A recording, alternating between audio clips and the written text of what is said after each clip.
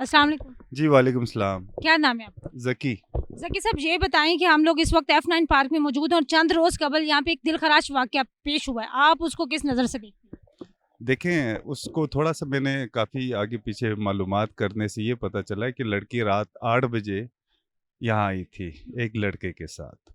और जिन्होंने ये ज़्यादती की है, उनके बारे में ये है कि उन्होंने जैज़, पैसा, ईज़ी पैसा, इस तरह पैसे भी भेजते रहे। लड़की को क्या ज़रूरत थी उनसे पैसे लेने की? वो एक प्रॉपर्टी ऑफ़िस में काम करती थी और उसने खुद उनके साथ ताल्लुकात बढ़ाए और जब किसी से पैसे लिए हैं, तो ज़ाहिर-सी बात है एंड में ऐसे ही नतीजे निकलते हैं। तो मेरा ख़्याल है लड़की का भी कसूर है।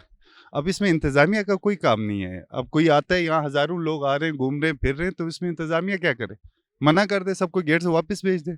इंतज़ामिया को तो कोई रिपोर्ट होगी तो उसके पीछे जाएँगे, अदरवाइज़ हर किसी को रोक के तो नहीं पूछ सकते भाई आपकी बीवी है या कौन है, फ्रेंड है, क्यों है? ये इंतज़ामिया का कोई कसूर नहीं है, इसमें सारा कसूर जो है ना लड़की और लड़के दोनों का है। लड़की ने पैसे क्यों माँगे उससे और लड़के ने पैसे देने के बाद ये हरकत क्यों की?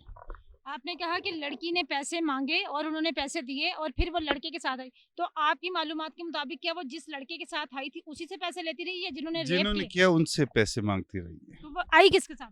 वो दूसरे लड़के के साथ आई थी, मेरे ख़्याल से ये जो लड़के के साथ आई थी ना उसको इन्वेस्टिगेशन पे लेना चाहिए। वो भी कहीं उसका शायद उससे मिलता हो। जहाँ तक मेरी स्टडी है, जो मैंने इस केस को देखा है, शायद वो लड़के का भी लिंक हो उन लड़कों के साथ। तो बहरहाल लड़की को पहली बात ये है कि किसी से भी ना अनजान बंदे से पैसे नहीं लेने चाहिए, जो अभी तक इन्वेस्टिगेशन उनकी आ रही है। सेकंड, पैसे जब उन्होंने लिए हैं और रात के इस टाइम पे इस तरह पार्कों में आई है किसी और लड़के के साथ, तो फिर हादसात के ज़्यादा चांसेस बनते हैं। ज़की साहब ये बताएँगे आपका किसी इंतज़ामिया से बात हुई है जो नहीं, कि मैं सोशल मीडिया के थ्रू चीज़ें देख रहा हूँ। सोशल मीडिया पे अच्छे इन्फ्लुएंसर हैं, अच्छी बातें करते हैं और बड़ी अच्छी रिसर्च वाले लड़के हैं, जिसमें शब्बीर सियाम साहब हैं, एक क्राइम रिपोर्टर है। उनकी इन्वेस्टिगेशन इस क्राइम के हवाले से बहुत अच्छी है। तो उनको भी मैं देखता हूँ, आगे-पीछे और बड़े क्राइम रिपोर्टर्स हैं, उन सब से मालूमात करने के बाद ये पता लगता है कि एक तरफ़ा ज़्यादती नहीं है, इसमें मतलब कुछ पूरा सिस्टम मिला हुआ है। मतलब ये प्री प्लान्ड ज़्यादती है। ये प्री ज़्यादती नहीं है, प्री प्लान्ड एक्शन है लेकिन एक्शन को रिएक्शन दिया गया।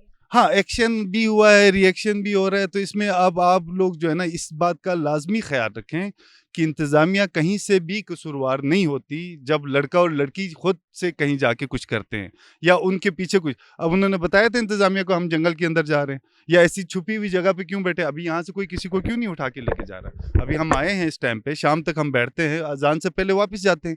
सारी फैमिलीज़ अज़ान से पहले अपने घरों को जाती हैं। अब ये रात को इधर जाके अलग से किसी जगह उस लड़के के साथ बैठी है जहाँ वारदात होने का चांस है, तो ज़ाहिर-सी बात है फिर वारदात ही होगी।